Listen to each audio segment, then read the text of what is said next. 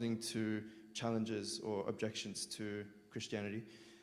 That's what we'll be talking about. But do you guys, like, have you encountered either like within the church, like from even, you know, friends or Sunday school kids or whatever it might be, people that you serve, or like outside when you're at uni talking to people, what sorts of things, what sorts of challenges have you come across, like objections that people make against Christianity? Right, okay, so evolution has like disproved Christianity kind of thing? Okay, yeah, absolutely. I've heard that one. We'll touch on it a little bit, but yeah, cool. What else?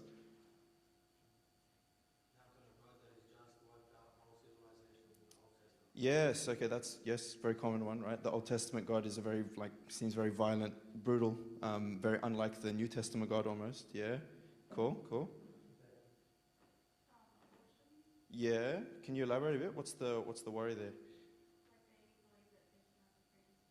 Yeah, right, yeah, so Christianity is like oppressing women with its, yeah, cool. All right. Any other major ones that haven't been mentioned? Yes. How could like a good God who's really powerful allow all the suffering and the evil in the world? Yeah, absolutely. Okay, yeah, good. Any others that someone wants to get off their chest? No? There will be more to come up.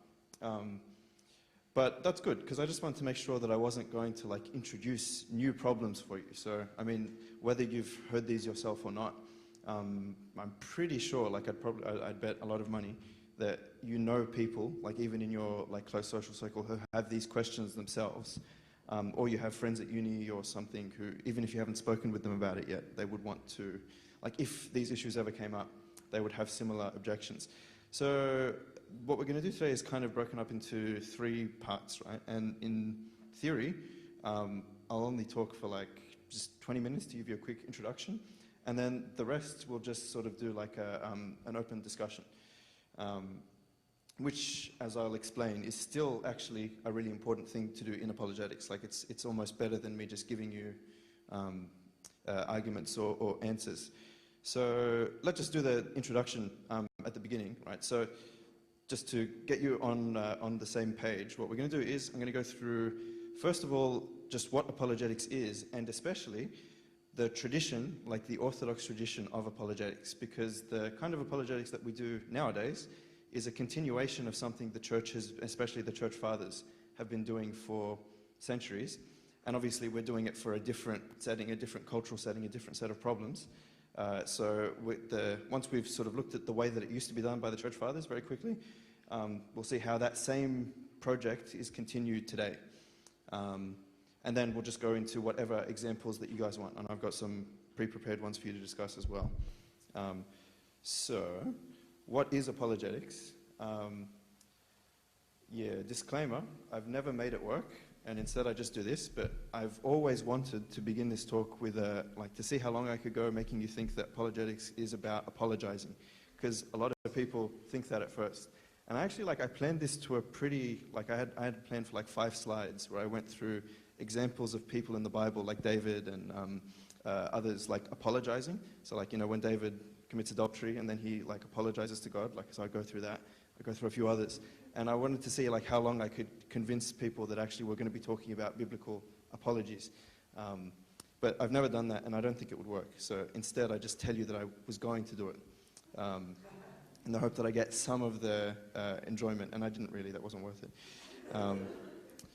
Anyway, so it's not. A lot of people kind of begin with the apologetics. What are you apologizing for? Well, there's nothing to be sorry about. So what it actually comes from, like the guy in the video mentioned, is ancient Greek word apologia, which is actually a legal word, and it was the word for, in a trial, you have the prosecution and you have the defense. The defense side, what they offered, the big speech in defense of the person who's accused that they offered was called the apologia, the apology. So it means a response or a defense. So the reason that we call this business in Christianity apologetics is because it's a New Testament term. So St. Peter says in 1 Peter, always be ready to give a defense, and the Greek word there is apologia, to everyone who asks you a reason for the hope that is in you with meekness and fear. Same verse that guy quoted. So what is it? So it's a defense, a response. What are you defending against, or what are you responding to?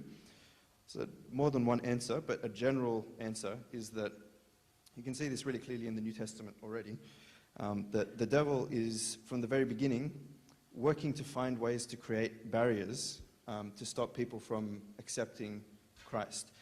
So he does this in lots of different ways, but one of the ways that he does that is by throwing up what we might call like intellectual barriers. So that's the sort of barrier where it's like, you sort of see that what Christ offers is quite beautiful and it's a nice idea, but you have this kind of block where like it would be wonderful if it was true, but I just can't believe it. It doesn't seem to make sense to me. So that's the sort of barrier that we're talking about in apologetics, right? So like just as a biblical example of this idea, right? St. John talks about the spirit of the Antichrist. So he says, every spirit that confesses that Jesus Christ has come in the flesh is of God, and every spirit that does not confess that Jesus Christ has come in the flesh is not of God. And this is the spirit of the Antichrist, which you have heard was coming and is now already in the world. So from the very beginning, one of the ways in which the devil tries to stop the spread of Christianity and stop Christ's work is through, like, on the level of ideas, right? So this is one example where he's spreading the idea. This was some early sort of schismatic heretical group that we don't really know much about, who denied the incarnation, right? They denied that Jesus Christ come in the flesh. They thought he was like a ghost or a spirit of some kind. So that's just on the level of ideas, fighting the work of spreading Christianity. If you look, so that's an example of the devil doing that, like within the church, right? Convincing people who kind of believe in Jesus, but they don't want to believe in the incarnation. Much more broadly, though, right, the kind of overall strategy that he uses is that he tries to spread throughout the whole of society a kind of picture of Christianity that makes it very unattractive or very difficult to accept. So if we were to go back to like the first 2 or 3 centuries of Christianity, like the really, really early days, like just after New Testament times, what kinds of things would you find up? So you've heard about this new movement called Christianity. What sort of reputation would the Christians have had? You probably kind of already get a sense of this from just like Sunday school, but like, were Christians popular initially? Like if you're just an ordinary pagan living in the city and you hear that there's Christians around, is your reaction going to be a good one or a bad one? Negative? Why do you say that?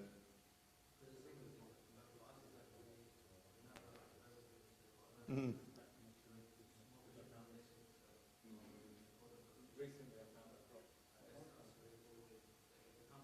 Mm.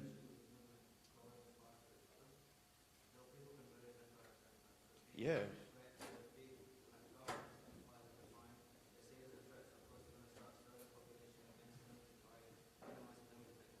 Yeah, totally. It's very threatening, especially because it was spreading so fast. So obviously, like, some of it was positive.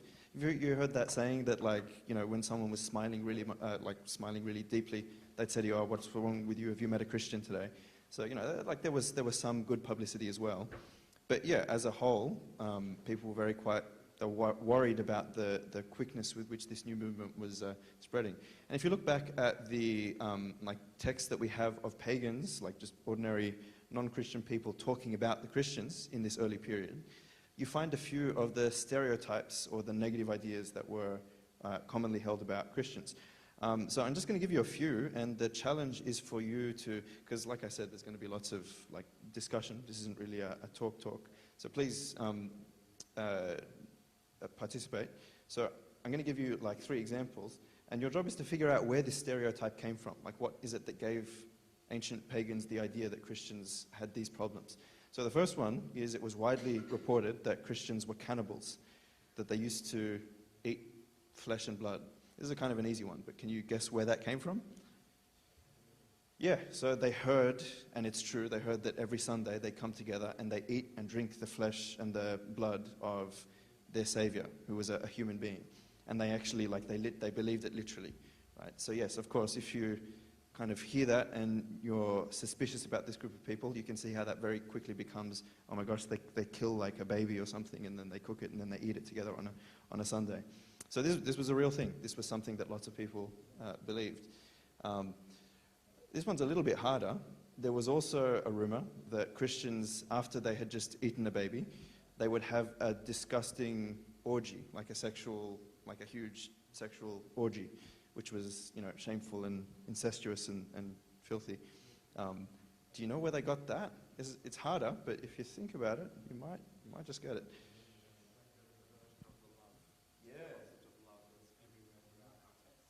Yes, that's right. You're correct. It's even more specific. So do you guys know, it's kind of mentioned in one of St. Paul's letters, but you probably heard it in Sunday school, like after the Eucharist in the very early church, they would eat a meal together, right? And do you know what the meal was called? Does anyone? Yeah, the agape meal, or in other words, the love feast, right? So they heard that, okay, so once they've eaten a baby, they come and have a love feast, and, that you can twist that into things that it's not. All right, good, yeah, so that's one. So that's just sort of taking Christian rituals and sort of twisting them. This is a really interesting one, right? Christians are plotting to overthrow the Roman Empire and establish a new kingdom. What would give people that idea?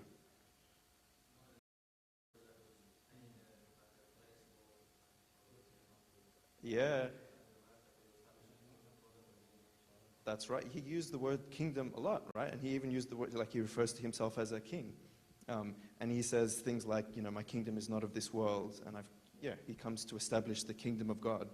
And of course, if you're in the Roman Empire, there's only one kingdom and there's only one king, which is the emperor. Like you can see that in the New Testament, right? There's all these debates about what they're going to give to Caesar, and are you fighting with Caesar, or are you going to pay your taxes to him or not, that sort of thing. Okay, cool. So they react to all this language of Christians belonging to another kingdom as though they're setting themselves up against. So they're kind of like the equivalent for our modern languages, that's basically accusing them of being terrorists, right? They're looking to set up, to wipe away the society that exists and the politics that exists and set up a whole new system. And the last one, really, really interesting, is that Christians were atheists.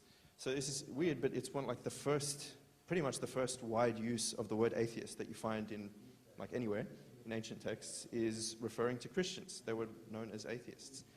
What would give people the idea that Christians were atheists? Imagine that you're a pagan, so you worship Zeus and Hera and, just the cast of Hercules. So you hear about these Christians, and you call them atheists. Why would you call them atheists?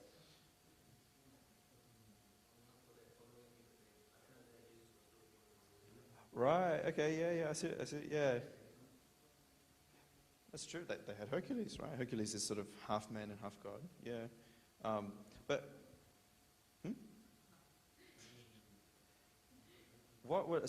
Like an atheist is someone who denies God, right? What is it about Christianity that might, if you're a pagan, what might make you think that Christians deny God? Yes, okay. My sister quietly said they were monotheists, which means that they worshipped one God and they denied all the other ones, right? It's the same with Jews. Jews also got called atheists by pagans at this time, because pretty much every other pagan. So if you worship Zeus and someone else worships Hera or Poseidon or something, that's fine, right? They're all part of the same. It's not like I'm denying that Poseidon is a god by worshipping Zeus. They all sort of get along. Sometimes they don't, but that's fine. You're not denying the existence or the power or the divinity of the other gods.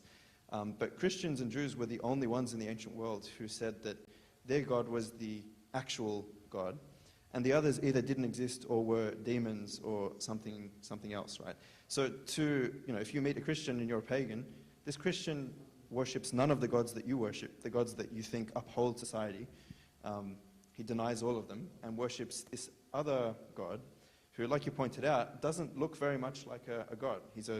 To the eyes of everyone else, he's just a human being. And that last point is actually really interesting, because this is one of the hardest things for us to understand about the way that Christianity was received initially. So we're thinking about the kinds of intellectual barriers that people had, or the kinds of stereotypes that affected Christians back then. One of the most important ones is expressed by this bit of graffiti that we found in not we, someone else. I pulled it off the internet, but I'll take credit for it. Yes, that me and my friend from the internet uncovered together somewhere in the Middle East. So let's do like a little ancient history exercise. Yeah, fun ancient history HSC source interpretation, 25 marks. What's happening here? Like, what do you see? So, okay, yeah. So I'm glad. Let's get this out of the way because this is always a problem. It's a donkey. It's not a horse. So you're just going to have to accept. Like, questioning and everything is great, but you've got to accept my authority on this. It's a donkey. It's not a horse. It's actually quite important, right?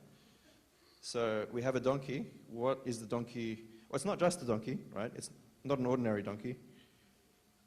It's a crucified, and yeah, so it's mostly like it's donkey head, human body, and it's on a cross, yeah. And then there is another figure in the image. What is he doing? Yeah, he's waving, but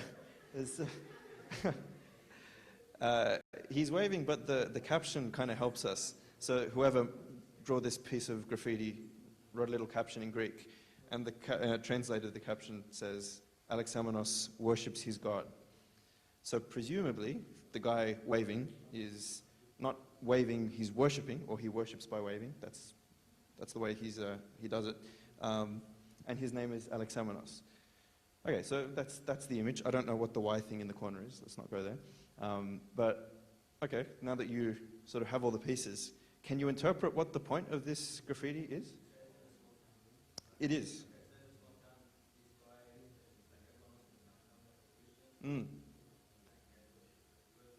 Yeah, okay, so this is exactly, that's pretty much so obviously we can't know for sure, right, because we just find this on the wall, we don't know who Alexamenos was, we don't know who wrote this, the graffiti in the first place. But yeah, most historians have kind of agreed that this is a piece of anti-Christian graffiti.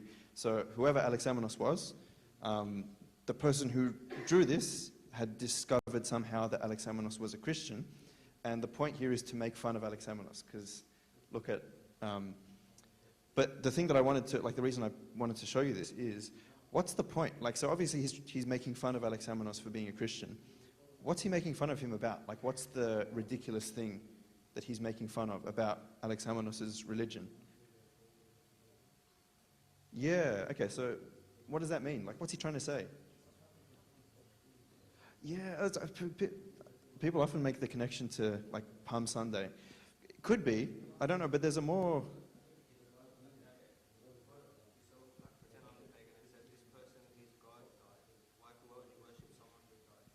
Yeah.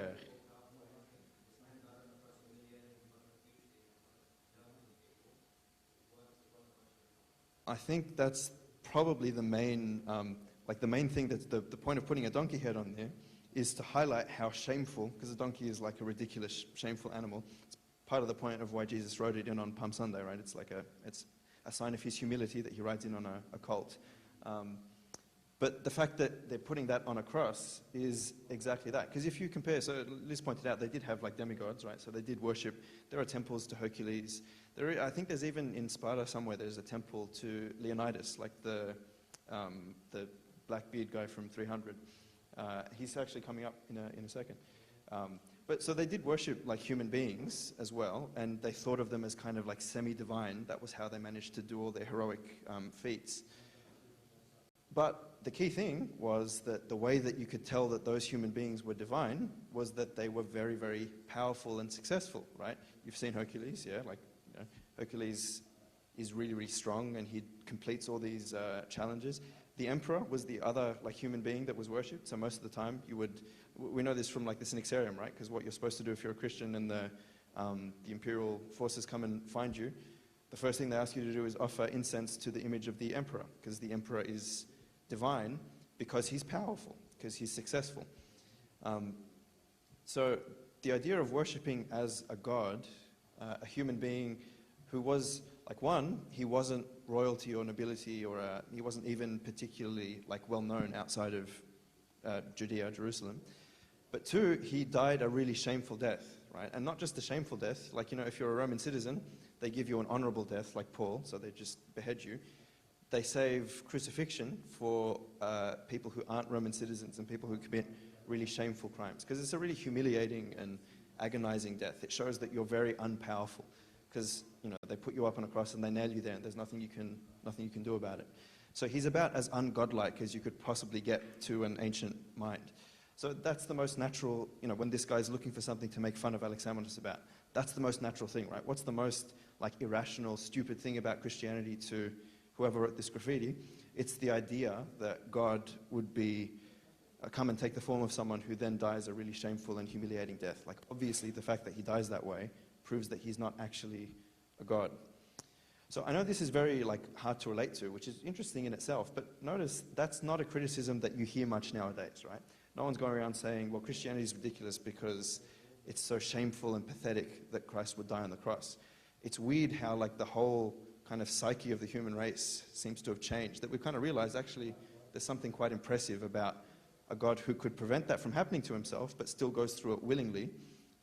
Everyone's kind of on board with that point now. Now they have other objections, which we'll get to later. But this was the thing back then, right? You had an idea that divinity equals power and honor and glory. And Christians are saying, yep, power, honor, and glory, but he reveals that through being crucified. So how did the early Christian apologists deal with this? Because this is the kind of pattern that we're going to try and emulate as people doing apologetics in the 21st century. So Celsus here is a pagan. It's kind of like the ancient version of Richard Dawkins, or like a TV atheist, right? So he wrote a book against Christianity, and he makes exactly the objection that we were just talking about, right? So he says, what God or spirit or prudent man would not, on foreseeing that such events, meaning the crucifixion, were about to befall him, would not avoid them if he could, whereas he, your Jesus, threw himself headlong into those things which he knew beforehand were to happen. If he was a God, surely he would have prevented it, or at least he would have avoided it and not allowed it to happen. So Origen, who's one of this is not the first, but he's one of the old Christian apologists, he gives them a really interesting example. So he uses a very interesting strategy, right? Instead of just saying, well, you filthy pagan, what would you know about power and glory? You don't even belong to the church and you're not enlightened. Instead, what he tries to do is he goes to Celsus's own pagan culture, which is familiar to us from the movie 300, this example. Has anyone seen 300? No? It is quite old now. Yeah, okay. So it's the story of the line this is Sparta, right? That's where it comes from. He's the king who, with 300 Spartans, he held off an army of 1 million Persians for 20 days. So the reason it's a famous story, right, is because he's only got 300 soldiers. He's obviously going to lose, but they hold off the Persians, and that sacrifice sort of saves Sparta because it gives time for the rest of the army to catch up and save them. So Origen pulls out this example and he says, Leonidas also, the Spartan general, knowing that he was on the point of dying with his followers at Thermopylae, did not make any effort to preserve his life by disgraceful means, but said to his companions, let us go to breakfast as we shall sup in Hades, which is a wussy translation of the way 300 put it, which was, eat breakfast for tonight we dine in hell. Much better translation of that last line. Point is, though, right, he's pulling an example from Celsus's own culture. So Leonidas is someone that in Celsus's religion they revere as a hero and someone who's very brave. And he's saying to him, well, you think that Jesus is shameful and weak for going willingly to a shameful death. But you honor Leonidas, right? And you see that he willingly went to what he knew was going to be a military defeat, and you honor him for it. So what's the problem? Why the disconnect? He's actually speaking to him on his own terms. And that's the basic, sorry, I'll show you a few other small examples, but that's the basic pattern, right?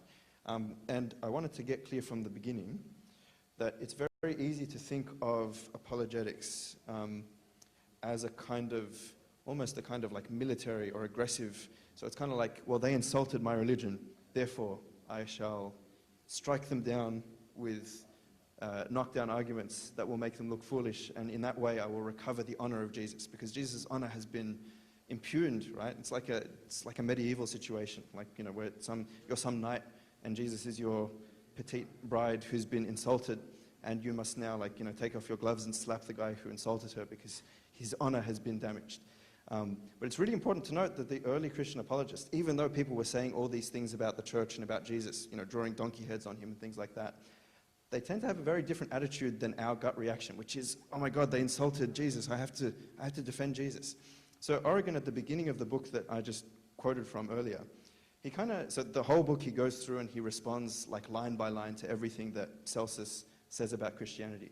But at the beginning, like on the first page, he says, actually, you know what, like I'm going to go through all of this stuff, but you know, it's actually not really even necessary. He explains, he says, Jesus is assailed at all times by false witnesses. And while wickedness is in the world, is ever exposed to accusations. And yet even now he continues silent before these things and makes no audible answer, but places his defense in the lives of his genuine disciples, which are a preeminent testimony and one that rises superior to all false witness, and refutes and overthrows all unfounded accusations and charges. So what I like about that is Origen is his ego is not bound up in this. And he's also, and this is the most important thing, he doesn't have any sense that Jesus has somehow been damaged by all the things that people are saying. He's not responding out of a sort of desperation or an anger or an aggressiveness, because he's confident enough in Jesus to know that Jesus doesn't need to, you know, it's like, what's the phrase? Like, whatever you say bounces off of me and sticks back to you. Like, huh? Yeah, I'm rubber and you're glue, that kind of thing, right? You actually look you come out looking a lot more impressive in a situation like this, if the insults don't even like register, like it's not. And that's kind of what Origen's saying, which I think is really important. Like if we really believe that Jesus really is God and that Christianity is true, there should be no sense of like, oh, they damaged my religion by saying these things, right? God can take it. Like he made people, like he knew what was going to happen. So that's not the intention of apologetics isn't to defend the honor of the Christian faith. It's actually a kind of outreach, like both within the church and without the church. Best example, obviously, is Jesus himself, right? Like if you look in the Gospels, how did Jesus react when people insulted him or made false claims about him? One example, which is good because it sums up like our initial instinctive reaction alongside what Jesus' actual reaction was, is the story of, I forget exactly what's happening, but I think they're walking through Samaria or something, and some Samaritans come out and they want to, I can't remember, they want to insult Jesus, or they wanted to take him and kill him or something like that. And then James and John come up to Jesus and say, Lord, do you want us to command fire to come down from heaven and consume them just as Elijah did? Because they're insulting you, right? You're the king of heaven and earth, you're the Son of God, and they've come and they think that they can insult your honor in this way. And Jesus turned and rebuked them and said, you do not know what manner of spirit you are of, for the Son of Man did not come to destroy men's lives, but to save them. And they went to another village. So that's the basic kind of spirit of Christianity, right? Jesus isn't fazed by these things. And the Pope recently, for reasons that if you follow certain aggressive Arabic Facebook pages, you will know exactly what he's talking about. There's been things going on in Egypt, and there's been a group, several groups really, of people convinced that they are defending the Orthodox Church against all sorts of things, and doing quite unchristian things in the course of it. And the Pope had a little jab at them in a sermon recently. And he just said, and he practically quoted the name of this Facebook group in Arabic. He said, look, the faith of the church is protected by the keeper of the church, which is Christ. No one can say, I am protecting the faith.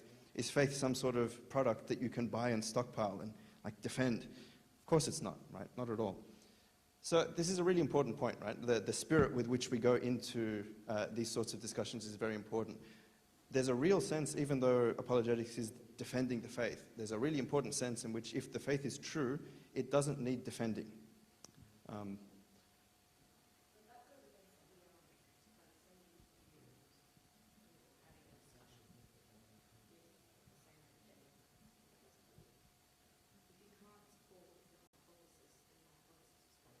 Yes, no, agreed. So, yeah, so, we'll kind of, like, I'll give a few examples even at the end, but I'm not saying that there's no place for responding. I'm just drawing a distinction between responding and, like, defending in a sort of, in a very tribal and aggressive way, right? The key point here is really what Father Alexander Schmemann says here, right? So he's a Russian liturgical theologian. And he makes the point that, so he says, it's a common mistake to think that education is on the level of ideas. No, it's always a transmission of experience. How much sadness, emptiness, and banality there is in the game of academia and footnotes. People are not convinced by reasoning. Either they catch fire or they do not. And the basic point, like I know this is, it's kind of like Origen, before he spends pages and pages refuting each point that Celsus makes, he says at the beginning, look, this isn't really necessary. Like, Schmeman's kind of saying, because, Schmemann does do lots of academia and footnotes. He's written tons and tons of books. But the point that he's making is that the thing that really, like, wins people over to Christ is not going to be an argument or a well-reasoned response to some sort of objection. It might help, obviously. That's why we're doing apologetics at all. But it's very dangerous to mistake that for the actual, like, business of someone's heart being converted to Christ, because that doesn't happen through arguments. At most, right, they might have, like, ideas that are stopping them from fully accepting Christ, and then by giving them, like, rational, honest answers, like, in the academic setting that you're talking about, you're removing that obstacle. But in doing that, you haven't brought them to Christ, right? Bringing someone to Christ is a completely separate process, which is why it often happens with, like, people often don't change their sort of rational thinking, but they can sort of come to Christ anyway, because they encounter him, or they meet someone who really brings him into contact with them, or something like that. So I'm just saying that, I'm saying this, mind you, because we're going to spend, like, in apologetics, all we do is academia and footnotes and, like, responding on a logical level. So I sort of need to get the disclaimer out of the way at the beginning, that that's not it's a very different thing to, like, evangelism, right? All you're doing with apologetics is you're responding to people's questions when they have them, but you shouldn't think that, well, now that I've given a good argument, like, I've now saved this person's soul, right? Like, Christianity is much deeper than arguments and footnotes and things. Does that address your thing? I think possibly not quite. Okay. Don't let me get away with it. Like, when we'll discuss more later. And Abunamata making the same point, right? Church cannot live on principles of faith to be studied. Faith in Christ is not a theory. Our faith in Christ will remain powerless until we meet him face to face in ourselves. So all of this is just making the same point, right? Like Origen is saying, the only real defense that Christianity needs, if it's genuinely true, and Jesus really is the Son of God, he's got it covered. He's using us as tools in as much as we do apologetics, like he might work through us, but there's no need to feel like a desperate sense of, like, I need to defend the faith. We're just being as honest and as rigorous and as sincere as we can in answering these objections, knowing that the real work is always done by Christ himself. Is that fair? Any, like, objections? Cool, all right.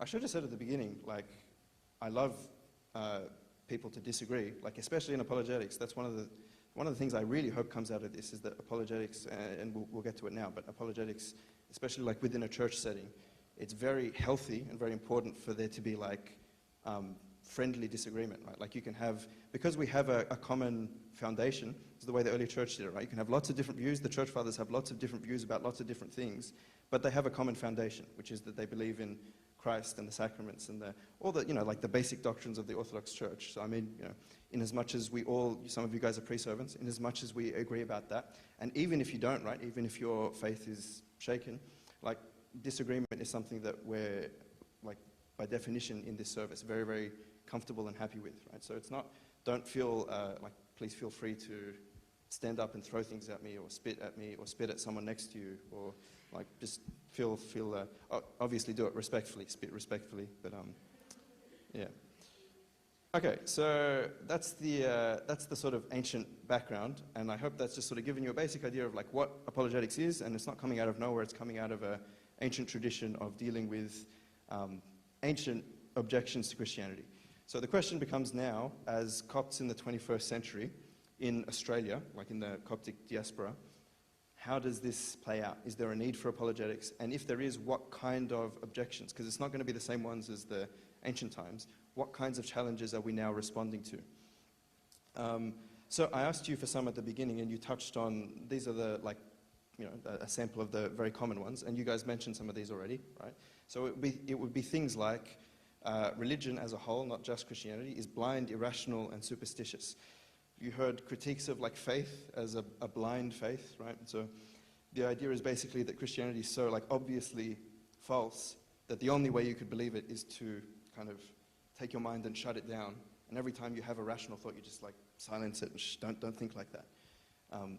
Because if you used reason, you'd discover that none of this could possibly be true. Another one, you mentioned evolution, right? So another big thing is, right, science. Now that, sure, it made sense back then to think that God created the universe and everything, but now we've got science. We have much better explanations of these things than God, so we don't need to believe in God anymore because we know all the natural mechanisms that caused life to come about and all of those sorts of things. Then there's also like a subcategory of like moral objections. So this is sort of like the abortion one that you guys raised earlier. Like the things that Christianity teaches are inherently oppressive or excluding of people.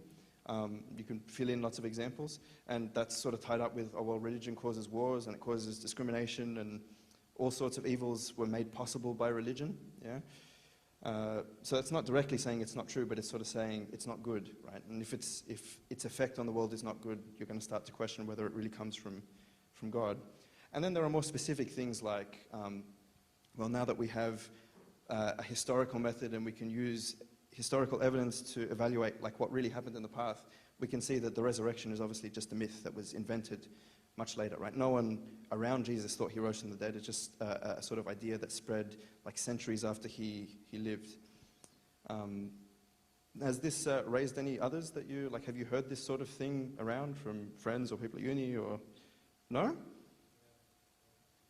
Okay, I'm seeing some yeses and some no's. I'm surprised that you're shaking your head, but you told me like evolution at the beginning, like you got. Okay, yeah. Okay, yeah, okay. You scared me for a second. Okay, no, good. Yes, the resurrection one is a common one, even like among just because it's very wide on the internet. So you'll actually probably find Sunday school kids who sort of have seen a video about the resurrection or some sort of thing. Yeah, like back in the. Yeah. That's true. That's true. That's one that hasn't really changed actually. Yeah. Or the disciples stole the body or something, or yeah. That's right. Yeah. So we can go through that one later. But so the sort of main point here, like if you look at the theme that kind of ties all these together, so you saw the ancient objections to Christianity, they were mostly centered around, well, this is a ridiculous faith, right? The God that they worship doesn't look very godlike. Here, it's no longer about that. Like people can genuinely, like even atheists like Richard Dawkins can sort of say, you know what, I admire Jesus as a moral character, right? And there's something very noble and inspiring about him. So it's no longer about like the Christian faith being ridiculous or something like that. Now it's all about skepticism. Like this is the big change, and it has to do, I won't try and like oversimplify a very complicated story, but it all has to do with things like the scientific revolution, right? So to give you like one example, right? Because I think this kind of sums up the big change from the ancient world to the modern world. For like centuries, they used to believe, so this is just coming from like Aristotle, who was like the top natural philosopher, the top scientist of the ancient world. And for just centuries, everyone was like, if you want to know anything about physics, you just read Aristotle, and he's got it. He's nailed it. And Aristotle writes that if I held, just swap for ancient examples, because I know he didn't have bowling balls, but if I held a bowling ball in one hand and a feather in another hand and I dropped them, Aristotle says that because the bowling ball is heavier, it will fall to the ground first, and the feather, because it's lighter, will fall slower. So did anyone do physics? Is that true? Like, is Aristotle correct? You shaking your head? You're saying Aristotle's wrong?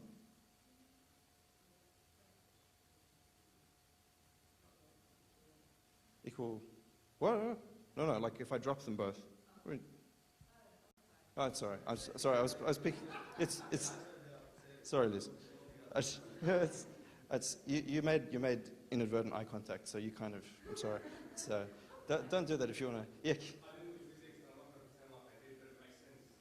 Oh yeah. Oh look, yeah. Hey. Sure.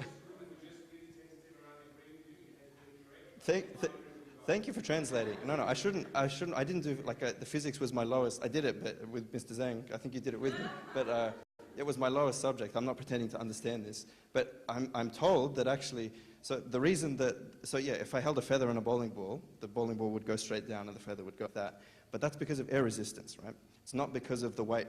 So apparently, and I've never tested this, but I'm told by physicists, right, if I did the same thing with a ping pong ball and a bowling ball, they fall at exactly the same rate. Yeah. It's easy to demonstrate.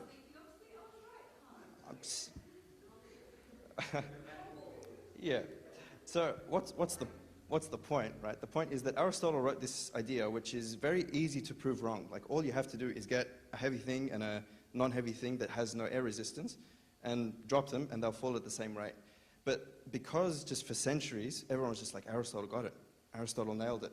No one bothered to check. And then in the 17th century, they developed this new idea of the kind of thing that we call now modern science, which the big thing was experiments. And the motto of the Royal Society, which was the place in England that kind of developed this method, their motto was, don't take anybody's word for it, right? Don't trust anybody. Because Aristotle got it wrong, and we trusted him for 1,000 years, and all you had to do was drop two objects, and you would have realized, like it would have revolutionized physics. So that kind of, like that was true in science, and that's why, you know, you look at the scientific developments up until then, there's very few, and then suddenly once they figure out actually experiments are a really good way, like let's not just trust what's in the books, let's actually work out and try it for ourselves. Once that shift happens, we start to make huge scientific advances, right? So now within 300 years, you know, there were driving horses and carts, you know, 150 years ago. Within 150 years, we've now got cars and airplanes and things like that, right? And the thing is that that principle became sort of transferred to everything else, that's right? So if before people would say, well, you can just believe, no, like why should I believe that Jesus rose from the dead? It was very easy to say, well, because it's in the Bible, right? The Bible says so, therefore you can believe it because the Bible is an authority, right? Are you smarter than the Bible? And that worked for many centuries, but when the scientific revolution happened, people sort of noticed the analogy. Like, well, hold on, Aristotle told us that objects fall at the same rate, and he was wrong. How do we know that just because the Bible says something, it's still true? This is a huge oversimplification, but I hope you can sort of see the point that there was this shift in the mindset, right? Now it's no longer good enough to take someone's word for it. You have to actually test and use all the tools at your disposal to work out whether or not something's true. That's skepticism. Like you want to, just because someone says something, you're not going to believe it. You're going to be skeptical until you can find evidence of it for yourself. And so that's the general objection. Like that's the root of most of these objections. Yeah. And what's really important to note is that this isn't something that is, like maybe the Coptic Church was kind of isolated from it because the scientific revolution was a Western thing and we were in Egypt doing our own thing. But certainly now, especially in the West, like whether you've noticed it or not, I can guarantee you, this sort of thing is much more common, like within our own, like it's a pastoral issue for us as servants and as Coptic youth, right? The biggest proof, and this is like the top of the iceberg, because there's many more, I'm sure, who don't sort of advertise it, is if you look at certain places on the internet, which I'm happy to direct you towards if you would like, there is a growing movement of people who identify themselves as Coptic atheists, right? So one of them, and he gave me permission to do this, so this is his anonymous Facebook page, and so he has a Facebook page where he just sort of, Facebook page where he's sort of known as Coptic atheist, and he will post things, for example, like this meme here, right? Religion is the practice of training your mind to ignore evidence, logic, and reason, while being able to believe in fairy tales based on faith alone, and being proud of it rather than ashamed. Notice it's this same thing, right? You only believe all this stuff because you haven't thought about it. If you thought about it, instantly you would realize that there's no evidence behind it. And just to sort of show you that this is not like an isolated thing, he started a Reddit group, right? So you know Reddit is just like an online forum called ex-Coptic Orthodox. And if you just sort of like scroll through it, you'll find Coptic people from all over the place. They're all anonymous because they're all terrified of coming out. Like they speak of it as coming out. They're terrified of people finding out they actually don't believe anymore. But they write things like this, right? So this was, so like I said, they're all anonymous, but I think this was a male person from the United States, if I remember correctly. Yeah. No. this is Coptic atheists, not... So yeah, I mean, I think there is another Reddit group for Orthodox atheists, including Greeks and Russians and everything, but this is just Copts. Yeah, Copts specifically. And mostly from Western countries, right? So this guy said, and try and notice the common theme between this and the next one, right? This guy's sort of telling the story of how he became an atheist. He says, I constantly felt guilty for questioning absurd rules and illogical conventions followed by the church. And like any other Coptic kid, I had the irrational fear of going to hell if I continued questioning God. Hell was a scare tactic, a type of existential blackmail that stops anyone from stepping out of line. And then that situation obviously didn't continue, just the mental strain became too much. And he kind of goes on and he says, and I realized actually this idea that you go to hell if you question is a very convenient idea for... It's what you would say if you kind of running a hoax and you don't want anyone to figure it out. You tell them, well, if you start thinking about what I'm telling you, then you're going to go to hell. And once that clicked for him, it just all fell apart. He figured he's got no reason to continue being a believer. And this was a female person from Canada, she said, but again, anonymous, just to show you the diversity of the kinds of people who are saying this sort of thing. She said, becoming an atheist was a pretty long process for me. However, all of my life, I have been questioning the methods, rituals, and beliefs of the Coptic Church. I always used to question myself about these basic things, but I've always used to think that it was all in my head, because they always used to say, the devil is just playing with your mind. They always use that they always even use that as an excuse if someone were to question something about the church or God in general. In my experience with being Coptic, everything was just so forced upon me, and everything was super strict. What's the connection? Like, notice, they're not talking about particular issues, right? They're not like, oh, I learned about evolution or something, and then I became an atheist.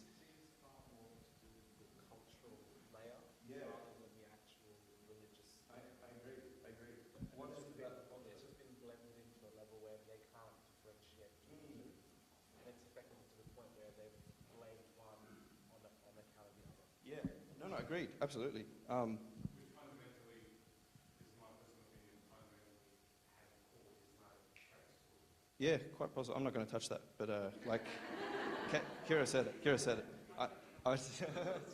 It's none of your business. That's between me and my God. Yes, you may be right. You may be right. I think you probably are right, but Kira's the one who said it. But let's be more specific. Like, what is it about the culture that drove them to become atheists in both these cases? That they're not allowed to question. They both say it very clearly, right? They had... Yeah. How dare you? Yeah, and they're made to even feel like they've done something, like the first guy saying, I was worried I was going to go to hell because I even had the questions. So notice that this is what happens when you sort of take a faith that... And this isn't a knock, like we're sort of continuing to live as we'd always lived before the scientific revolution and the change of mind that I was talking about. But then you take people from that culture and you put them in the West, which has been living in a skeptical post-scientific revolution culture for 300 years, right? And so what we're learning at school and from our friends and everything is don't believe things just because people tell you. You've got to question, right? If you want to be a sincere believer in things, you've got to think about what you believe and find out that you actually have evidence for it. And then the problem is, and it's no one's fault, right? This is the way that sort of is what happens when you get different cultures together. But those people come back from school and they start to question, right? As their culture is encouraging them to do. And they say, well, all right, how do we know that, the Genesis thing happened? Or how do we know that Jesus really rose from the dead? And the problem, like you can tell almost in every case, it's not that they were given bad answers, although that sometimes can contribute. It's mostly what happens is they're told that they've done something evil, something sinful, they've hurt, they've rejected the faith or they've insulted the church somehow, just by having the question, just by wanting to ask the question. I really wanted to emphasize that because I think that within a Coptic context especially, this is the biggest problem. Like just in my, we've been doing the Apologetics service for about 8 years now, and I see this so much from actual people that even outside of apologetics, just in Sunday school and pre-service and stuff. This is really, really common. If you haven't noticed it, I'm willing to bet it's probably because you just haven't had the conversation. Because obviously, the people who feel this way don't speak about it too loudly because they feel very sort of ashamed and so on. But the worry is that if it goes on for too long, where they have these genuine, honest questions, they're not attacking, they want to know like why we believe X, Y, or Z.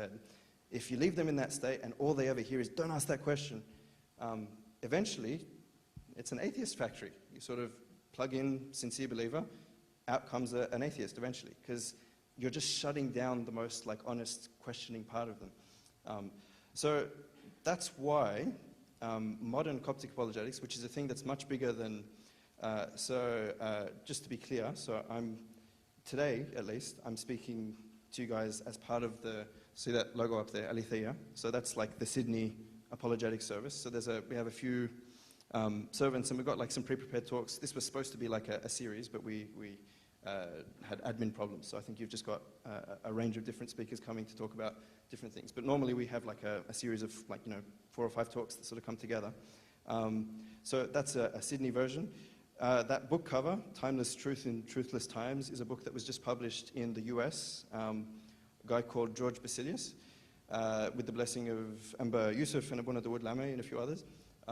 So yeah, you can, if you really want to get a copy of that, just let me know. We can arrange things. But that's another example of trying to do the same thing. And also, just to sort of plug it, our theological college this semester and in future is offering a course in Christian apologetics by Father Antonius.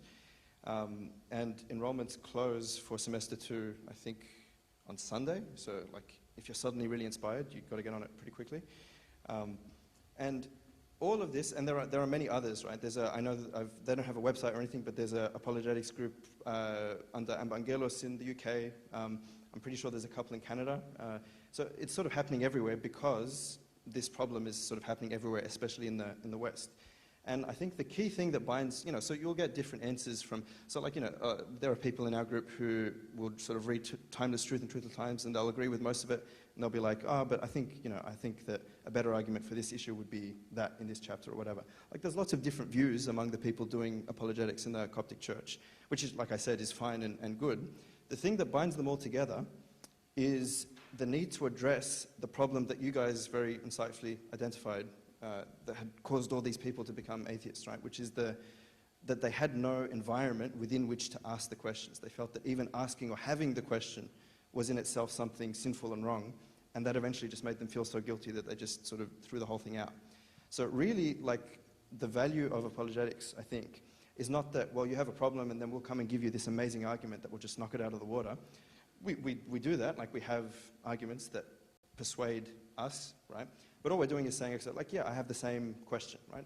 I wonder how it is that a good God could let all the evil happen, right? Here are some ways that certain church fathers and certain philosophers and certain thinkers have addressed it. I find this one particularly persuasive. You might find a different one persuasive. But the point is just to sort of create a space where you're actually dealing with the question, right? You're thinking about it honestly. It's no longer saying, well, you just have to stop asking the question. You just got to believe it because that's what we believe. And we're now having a discussion that is based on just like reasons, right? Reasons that we can share in common. So I think that's also the most important thing. Does anyone have any thoughts or questions or feelings at this stage?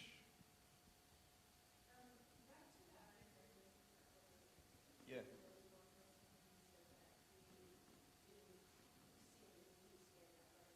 Yeah.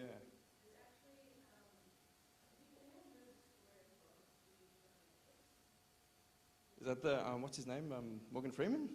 Yeah. Yeah.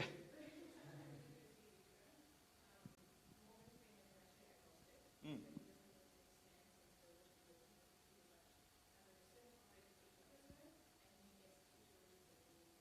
Mm.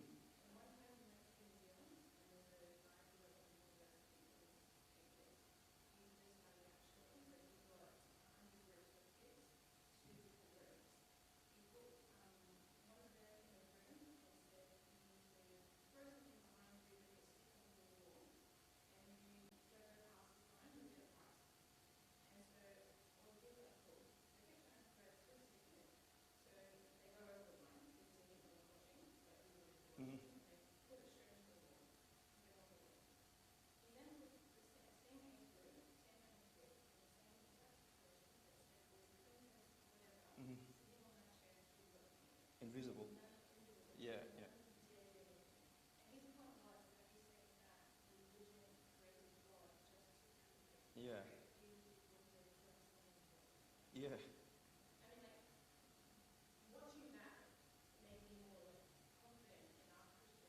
Mm.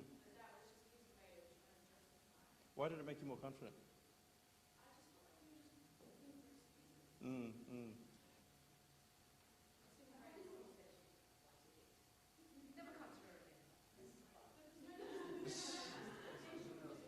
Yeah.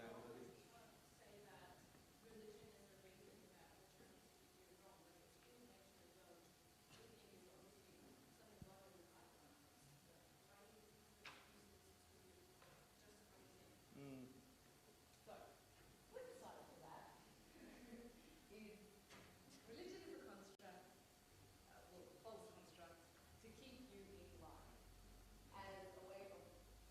Mm. Control.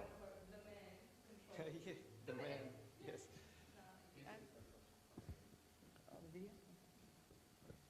Shall I repeat it? But it's a way of essentially controlling the masses, and people who question outside that are the ones deemed to be, what's the word? Free thinkers. Mm. That's Yeah, yeah, yeah. They broke. The man is such a good yeah, and expression to, of that. Yeah. to anything outside of that, like, so if you're thinking for yourself, if, oh, okay, so here's this square, nobody can step outside this square and it's an arbitrary square. I took a step outside the square and nothing happened to me. What happens then? So that's the flip side of the the conversation. Like, you take it as increasing in your confidence, but somebody else takes that as, oh.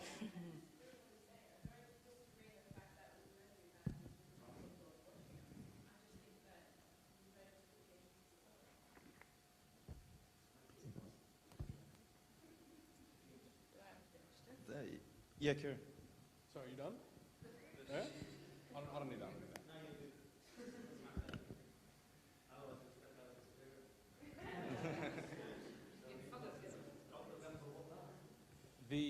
How's that? Yeah. Okay, so both points. Princess from Canada and the other gentleman who went atheist from the Coptic community, both of which had issues finding comfortable spaces, questioning their issues with the faith, whatever their respective issues may be, yeah? We all agreed that their fundamental reason for stepping out of the faith was that they were never given comfort in questioning, right? What do we all think is the primary reason for that? That they weren't given space. That they weren't given comfort to question. That's a good question.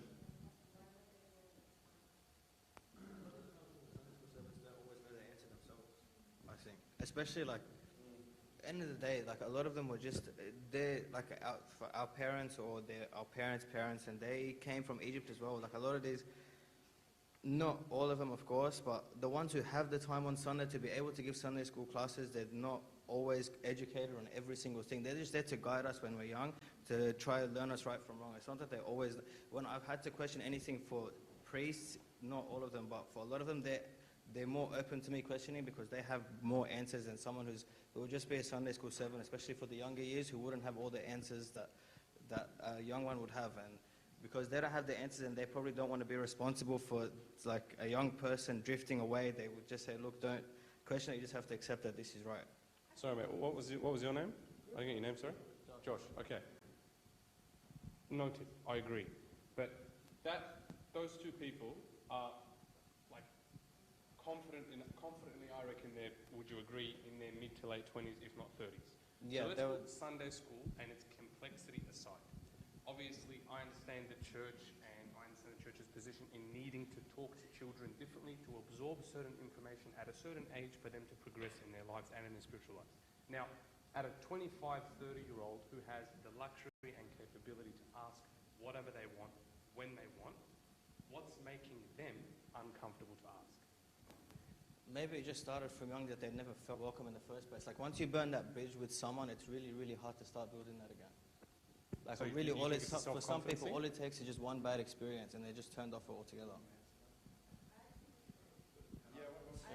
think it has nothing to do with Sunday school. The mic?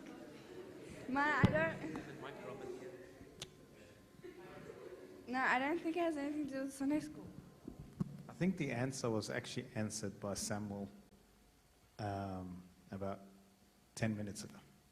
And his answer, the answer for this was Aristotle. How long did it take for people to question Aristotle?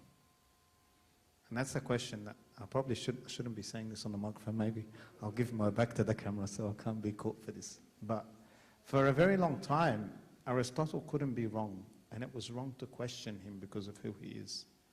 We have been brought up in a culture where it was actually wrong to ask questions. This is it. This is how it is. Asking a question, you're actually falling out of line. Maybe, I don't know if Samuel's probably a little bit too young, but the word apologetics, right, when it first started, it was looked at, what are you guys doing? This is wrong. And I'm sure, I don't know if it was probably still, it was, how could you even entertain the idea? That idea entertains the idea to questioning God. And I love what Samuel was saying in that we're not questioning God. We're actually finding comfort in some of the arguments that the church fathers have given as reasoning for this. There's nothing wrong with it. But our church went through a very long period where I could say there was a lack of education due to the persecution that we were suffering. And then came the age of Pope Shenouda. The age of Pope Shenouda, the church calls the age of education. He became the Pope of education. He was the first bishop of education. And in his time, we started becoming educated. Sunday school movement, Habib Gerges, books being printed. Him himself is probably one of the most writers of books that have never been written before, that we haven't had for a long time. So we came up into an age where suddenly it was okay. Well, it wasn't okay. We were all being educated. And eventually, it's a bit like the education revolution. You called it the scientific revolution. It was the education revolution. Questions had to increase, but we weren't used to asking questions. And it became a little bit of, asking questions means you do not believe. And it became a little bit that relationship that Samuel was trying to describe before, in that in asking questions, I'm actually questioning God, where it's not. And I think that's what needs to be clear. Apologetics, it's not about questioning God. It's about finding reasons that will satisfy my inquisitiveness, if such a word exists, into why things happen that way. And there are many explanations. However, it doesn't change that I will experience God. The experience of God is above all that. It's different. And, when Samuel was describing that, all I could remember is Japan. When I first went to Japan, I thought, who am I and how am I going to convince people? And I hate standing there thinking they were going to give out brochures and say, here, come, this is Jesus, come, you need Jesus. Which is what we see when I went to the US once. There was someone standing on the road in the middle of New York City. You need Jesus, you need to be saved. And I thought, I can't do that, and I'm not going to do that. And I said, no, I'm going to go once or twice, and that's it. And then I found people coming. I'm sorry, but all they wanted me to, all my role is to baptize. It wasn't to convince them or to convict them. They came convicted that they wanted Christ. The first Japanese person I baptized, first time I met him, he sang Golgotha for me in Coptic. You believe that? I was just telling Naomi on the way here. You see God working. That's different to apologetics. Yes? Does that answer the question? I hope. It is okay. No.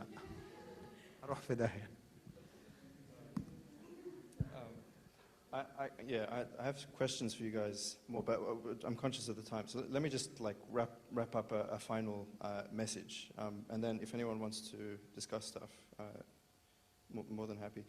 So just to there's a few examples from the Church Fathers of pretty much exactly what Abuna was saying.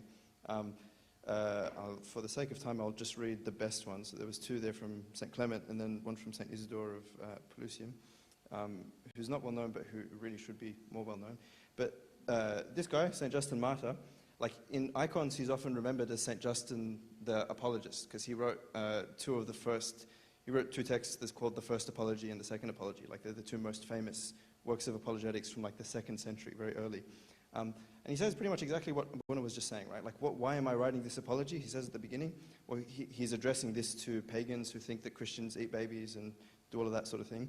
He says, reason directs those who are truly pious and philosophical to honor and love only what is true, declining to follow traditional opinions, remember Aristotle, right, if these be worthless. We have come not to flatter you by this writing, nor to please you by our address, but to beg that you pass judgment after an accurate and searching investigation, not flattered by prejudice or by a desire of pleasing superstitious men. In simpler terms, right, he's saying, I'm not coming to respond to all your objections by like insulting you back or, showing you that we are, we can give as good as you guys have given us. He's saying, what I'm begging you to do as pagans, or like in our situation that would be like atheists or people who are questioning or whatever, all I'm saying to you is, let's think about this together honestly, right? Let's look for reasons, let's make an accurate and searching investigation. The reason he's comfortable to do that without just sort of falling back on, well, our Bible says this and you don't believe our Bible because you're a godless heathen. The reason he's comfortable relying on reason and an accurate searching investigation is because he's actually convinced, right? He has reasons. He's not being fake when he says, I believe in Jesus Christ. He was a convert, so, and he died a martyr. So he genuinely believed it. And he's just sort of saying, well, look, these are the reasons why I don't think all these things that you've heard about us are true. Let me explain why. And then you can make up your own mind. And that's really important, because if people feel when you're doing apologetics that you're just trying to like bash them back into you stepped outside the square, now we must violently pressure you into coming back into the square, they will quite rightly not respond well, right? But if you just say, all we're doing is, okay, I can give you the reasons why that problem hasn't stopped me from being a Christian. Or here is what, Saint so-and-so or this Christian philosopher has said about this problem. What do you think about that? That at least is a kind of conversation which can result in a genuine, convincing of the person. And of course, like we said, that's not the same thing as them coming to meet Christ, right? But it may remove an obstacle, right? It may help them to feel comfortable within the church and to be honestly committed to their Christianity, yeah? The last thing that I want to do, and I'll do it very quickly, but thankfully this is quite fun and it doesn't take long, but I love this story. I just want to give you an example, because all of this has been about what is apologetics and how does one do it and why does one do it. Because you might kind of be sort of thinking all right, yeah, this is all great, Sam, but isn't there a danger that once we start saying, well, all right, let's just look at the reasons for things, we'll actually find out that all the things that atheists are saying are true, right? And there actually is no reason to believe that Jesus rose from the dead or that God exists and things like that. I think I can, so for at least with the Aletheia team, right? We all pretty much agree about the approach that I was just saying. When they give you a talk about the problem of evil or the resurrection or something, all they're doing is they're saying, well, look, here are reasons why I'm genuinely convinced, right? I don't need to sort of silence my mind or crush all my objections. I put all that, I made an honest searching inquiry, like St. Justin was talking about, and I'm genuinely convinced by this stuff. And that's the sort of hope when you're doing apologetics. So I wanted to give you an example with that the objection that you commented about earlier, right? So some people like to say that back in the days of Jesus himself, right? So what happened was Jesus was crucified and he was buried, and then maybe the disciples stole the body, or maybe nothing even happened, right? He was just sort of left there, and then 300 years later. I did hear someone actually sort of claim this once, when Constantine came around 300 years later, and they suddenly decided that we need to make Jesus seem more powerful. They invented this story that Jesus had risen from the dead. But no one ever believed that back in the day, right? It was just a myth that developed later. So the question then becomes, all right, well, if we look at the stories in the Gospels, so actually the easiest way to refute that version of events that we just said is that there's no disagreement that the Gospel of Mark and Matthew and Luke, and even John, but a little bit later, they were all written within 100 years of, this isn't Christians think that it was written early and then non-Christian scholars think it was written much later. It's very easy to prove, beyond reasonable doubt, that they were all written very early. So they were written within the lifetime of people who would have actually been there and seen the events. So it's not the sort of thing that develops over hundreds of years. The next option, though, is that it's a hoax, right? So he didn't really rise from the dead, but the Christians who sort of wanted to control people, maybe like the princess story, they sort of invented this idea that Jesus had risen from the dead, and they spread it around, and no one could really check whether it was true or false because they weren't there. And so that's how the idea spread. But really, Jesus was just there, or the body was stolen, or they forgot where the tomb was, or something like that. So the hypothesis here is, okay, because we know that people don't rise from the dead, right? How many times have you seen someone rise from the dead? A much better explanation for the Gospels is that these are stories invented by people to persuade them to become Christian, right? There are, however, some really big problems with that. And this is one of the reason this is so fun is because this is like the stuff I'm about to tell you now is not like Christian apologetics. This is stuff that actually even like atheists, someone did a survey and they found that something like 60% of scholars, religious or non-religious, agree that Jesus of Nazareth's tomb was empty 3 days after he was crucified. Which is a very surprising thing, but I will send you the paper, which has the survey and he cites all the pages. There are lots of non-Christian historians who believe that Jesus' tomb was empty. They don't think it was a hoax. They think the tomb was actually, there was no body in there, and people looked and they couldn't find him in the tomb that he was buried in. Why would historians who aren't Christian come to believe something like that? It has to do with the way that the kinds of resurrection accounts that we find in the Gospels, right? So we know that they're written pretty early, and this is all like familiar to you, right? So in every Gospel, who finds the tomb empty? Like this is the first sign that Jesus is risen. Who goes to the tomb and finds no one there? Women, right? Yeah. So they name different ones. So it was just a group of women, and they named slightly. There's always a few Marys and Salome and so on. Right? So yeah, in Mark, when the Sabbath was passed, Mary Magdalene, Mary the mother of James, and Salome brought spices that they might come and anoint him, and so on, just for the sake of time. They don't see Jesus, right? They see a man who they know is not Jesus, and he tells them, don't worry, he's risen, he's not here. And then they go back and they tell the disciples, and the disciples are like, no, that's ridiculous. And the rest is history, right? What's funny about that? The thing is, right, that if you go back to the context, right, so this is this is happening among Jews in Jerusalem in the 1st century.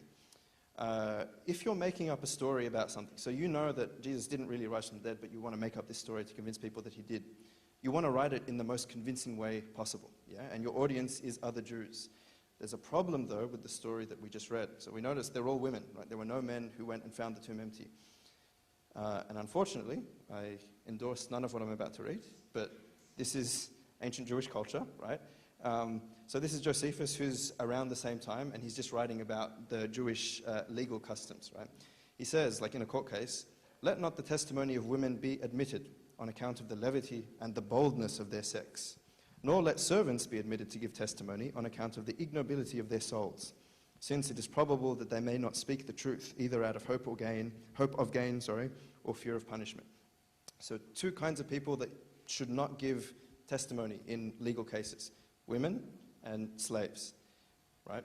Not trustworthy. Here's an even stronger example from the Talmud, which is like a religious sort of like a commentary on the Torah. So the rabbis say, any evidence which a woman gives is not valid. Also, they are not valid. I don't know. I have to give the caveat. I don't know what that means. I don't know what it means. They are not valid, but there it is. But point is, I'm sorry, you are invalid. I know. Yeah. I'm going to leave straight away. Don't worry. I live far away. But the key point there is any evidence which a woman gives is not valid to offer. This is equivalent to saying that one who is rabbinically accounted as a robber is qualified to give the same evidence as a woman. Okay, so this is very widely testified. So the point is that if you're making up a story to convince a Jewish audience that this thing had really happened, what kind of story are you going to make up? Are you going to make up a story where women who are like legally unqualified to be witnesses in court cases, not only are they the only witnesses, they didn't even see the resurrection. Like, all they saw was someone else and an empty tomb. Like, it's not that persuasive. This is the thing that convinces a lot of, there are other things, but this is one of the stronger ones that convinces even many non-Christian historians that the tomb was empty. So they're non-Christians, so they have other explanations. They think that the tomb was, the body was stolen, or that I can't remember some of the others. That one of them is genuinely that they forgot where the tomb was, like they went to the wrong tomb and there was an empty, and somehow there was some random guy standing there, just kind of went along with it. So you're looking for Jesus? Oh yeah, no, he's not here. He's risen. Wow, and started a world religion just casually. But the point is that this isn't the kind of story that would make up. The best explanation for the fact that all the Gospels record women finding an empty tomb and not finding Jesus himself is that that's actually what happened. There's no other reason to write it down. There's no other reason to make up a story that works like that. And just to make the point even more strongly, this is the fun part. There are lots of, you've probably heard, there are lots of Gospels that aren't included in the New Testament because we know, so the church sort of rejected them at the beginning, and modern historical studies have pretty much borne out the same results. That, so there's like the Gospel of Peter and the Gospel of Judas, the Gospel of Thomas. And they're all written much, much later, and they're not from the same area. So there's no reason to believe that they actually were written by Peter or Thomas or Judas. And so this is the resurrection account that you find in the Gospel of Peter. And just to sort of explain why I'm reading it to you, this is an example of what it would look like if you were trying to make up a story that was going to persuade people that this thing really, really happened. Okay, so this is Saturday evening getting on to Sunday morning of the resurrection, right? And what's just happened is the disciples have come and they've set up themselves outside the tomb. So they're sitting and they're waiting, they're watching the tomb, right? And with them came elders and scribes to the sepulchre. And all who were there pitched a tent and kept watch. Early in the morning when the Sabbath dawned, there came a crowd from Jerusalem and the country round about to see the sepulchre that had been sealed. Now in the night in which the Lord's day dawned, so we're on Sunday now, when the soldiers 2 by 2 in every watch were keeping guard, there rang out a loud voice in heaven, and they saw the heavens opened, and 2 men came down from there in a great brightness and drew nigh unto the sepulchre. The stone which had been laid against the entrance to the sepulchre started of itself to roll away and gave way to the side, and the sepulchre was opened, and both the young men entered in. Now when the soldiers saw this, they awakened the centurion and the elders, for they were also there to assist at the watch. So notice there's an important difference already. One, there's a huge crowd of Jerusalem, everyone, all of Jerusalem has come and pitched a tent just to watch the tomb. And when stuff started to go down, the soldiers went and they woke up the centurion and the elders and the centurion and the elders, and they saw it too, right? So we're not just relying on the testimony of 4 women now. All these really prominent, trustworthy men have seen not just an empty tomb and someone who's not Jesus. They've seen angels descend from heaven. The stone rolls away by itself. And this is the part where it gets really good, right? While they were relating what they had seen, they saw again 3 men come out of the sepulchre, 2 of them sustaining the other, and a cross following them. And the heads of the 2 were reaching to heaven, but that of him who was led by them by the hand, overpassing the heavens. And they heard a voice cry out of the heavens, saying, Hast thou preached to them that sleep? And from the cross there was heard the answer, Yea. So we've got 2 people go into the tomb, 3 people come out, 2 of them, their heads are touching the clouds. The third one, his head is above the clouds. So this is a giant Jesus, he's a titan. And the cross, which was for some reason in the tomb, walks out behind Jesus, and a voice comes from heaven and speaks to the cross, and the cross answers. Right? This is the sort of thing, and all the centurions and the elders saw this, right? And they all, all of Jerusalem saw it. So the point is, right, this is something that is clearly designed to make a spectacle, right? There's no doubt here, trust me, everyone in Jerusalem saw it, right? This is what you would write if you were trying to make something up and persuade people. Compare that to the actual story that we find in the Gospels. 4 women went, they didn't see Jesus, and they came back, and even the disciples didn't believe them, right? Why would you write that? If you're trying to persuade people that Jesus rose from the dead, why would you make up such a weak story, especially in that setting? So the historians call this the criterion of embarrassment, right? And the general rule is that if someone in a story writes, in a historical account, writes something that's embarrassing to them or that goes against their purpose in writing, the real only explanation for why they would write it is that it actually happened. You don't admit things that embarrass you, generally speaking, right? So that's one of the reasons why, for example, you don't have to be you don't even have to be a Christian to be rationally convinced that Christ's tomb was empty. Doesn't prove that he rose from the dead, right? That's just part of the story, right? But I'm just giving it to you as an example of what happens when, this is why, like, I can say that, you know, at least for the servants in Aletheia, right, when we say, like, here's a talk about the resurrection or a talk about the problem of evil, we're just presenting you stuff that we find genuinely convincing, right? We're not throwing the Bible at you. We're not throwing reasons at you or guilting you. We're just sort of saying, well, look, this is what persuades us. What do you think of it? And you're always free to disagree. So there's another cool example there about like physics that I'm glad we didn't get to because I'm not a physics person, as you guessed.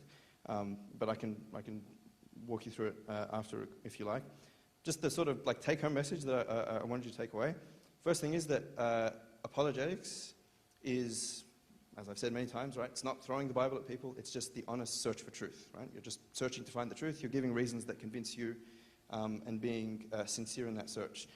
You also got to remember that apologetics is a service, but it's not the same thing as like actually converting hearts. Jesus can take care of that himself. We're just tools, as in everything else. Even in evangelism, like Abuna said, like you think it's you doing the preaching, God's got it all sorted, and you're just kind of there as an instrument. So it's the same here. Doesn't mean that you do a bad job of apologetics in the same way that you don't do a bad job of preaching, but it's good to remember that you're not doing God's work, right? You're just doing, well, you know what I mean. You're doing God's work in a limited way. But the most important thing, right, is that, so I sort of put this point in two ways, right? If you're a servant, so you don't have these worries, you don't have these questions, but you're a servant or just someone in the church, be aware that this is a thing that is happening. It's not to everyone. I saw a survey that said it's something like 15% of people who leave the Coptic church leave for these sorts of reasons that we've been talking about.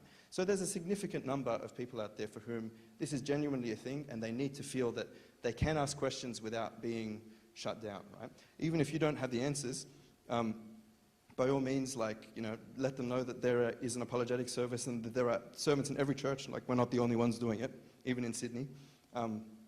You have people from other apologetic services talking, I think, in this series later.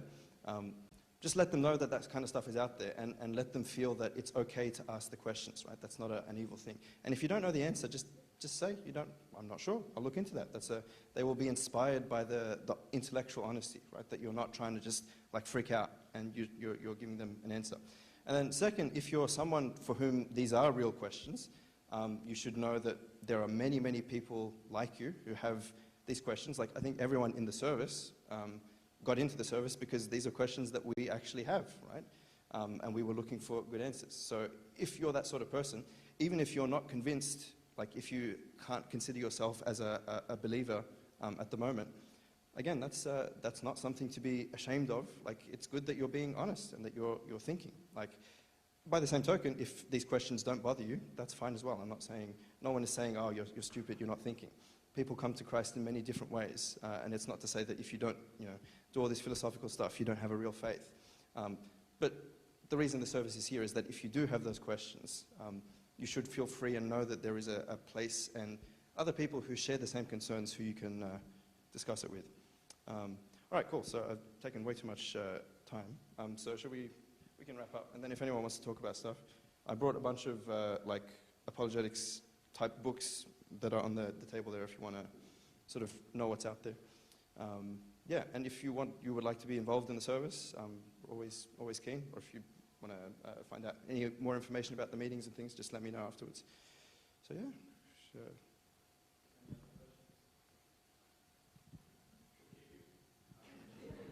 I wish the Lord bless you and the Lord always multiply your service, especially on the Feast of the Apostles. Announcements? أنت ولا حد تاني? He has, okay, Samuel has an announcement first, I heard. This Sunday, I saw, yes, I did see it. And I think we've got to negotiate with them to start doing them here on Sundays. Repeat the same one, but on a Sunday else here. We don't drive that way, we need visas. That's okay. So you've got the announcements? Akid, yani?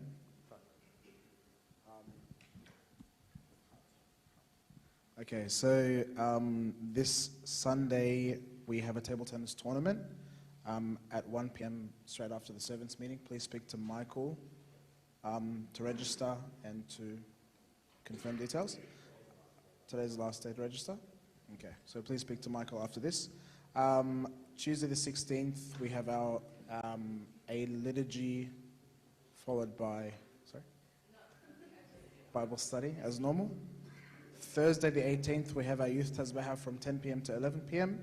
Friday the 19th, so next Friday, we have Anthony Mansell with us. The topic is God fair? Why is there evil and suffering? And that particular Friday, we have our monthly youth liturgy from 11 p.m. to 1 a.m. And then we'll go out to eat afterwards if anything's open, which I don't know if it will be. Macca's closes at 12. Anyway.